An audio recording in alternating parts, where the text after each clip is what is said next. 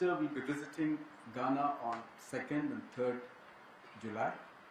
This visit is happening after 30 years. The program is quite hectic on the day of the 2nd. There will be a ceremonial welcome for Honorable Prime Minister. There will be delegation level talks during which the bilateral relations will be reviewed and also discuss various ways to strengthen and deepen bilateral relations. Honorable Prime Minister will have a one-on-one meeting with his counterpart. Then there will be a banquet dinner in honor of Honorable Prime Minister. The next day, Prime Minister will be addressing the Parliament, and he also will be interacting with the Indian community there, which is about 15,000 in number. During the visit, there will be few focus items. Will be agriculture, where the Ghanaian leader, the president, is keen to engage with India. He is also keen on the vaccine development, creating a vaccine hub in Ghana, for not just Ghana but also the West Africa context. Defense cooperation will become an important item on the agenda, and the critical minerals and the digital public infrastructure. Few MOUs, Memorandum of Understandings, are likely to be concluded, but we still do not have clarity as to which of those, but our understanding is that negotiations are still ongoing in Ghana with our team.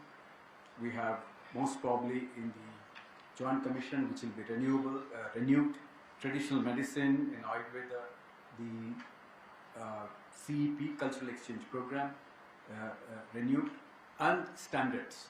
But we will get details closer to the visit when it is being fine-tuned. This marks the first visit by Prime Minister Modi to TNT, or Trinidad and Tobago, as Prime Minister, and is the first bilateral visit by an Indian Prime Minister to TNT since 1999. The visit comes at an opportune time, as this year in 2025 the country is commemorating 180 years of the arrival of Indian immigrants to Trinidad and Tobago. This shared history forms the bedrock of our close and enduring people-to-people ties. The theme of the Rio Summit is strengthening global South cooperation for inclusive and sustainable governance. The program on the 6th includes the first agenda item, the reform of the global governance, where only the full members will participate. And thereafter, there is the second item on the agenda, the peace and security, which is in the working lunch format, where the leaders will discuss the agenda item, and all of this will be captured in the leaders' statements, which will be will be seen as deliverables.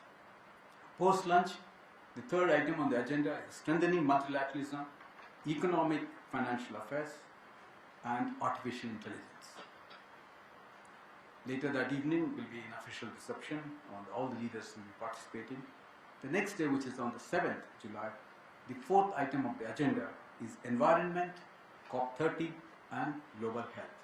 As you are aware that Brazil will also be hosting COP30 later in the year, in November, which is why climate change and COP issues become very important. Honorable Prime Minister will visit Namibia on 9th July, and this visit is also important. It's coming after 27 years, and the current president, who is Netumbo Nandi Ndaitwah, has assumed office in March this year, which is why the visit happening so early in our tenure is very useful to renew the relationship, at the same time deepen our economic engagement with Namibia. The program will have a ceremonial welcome.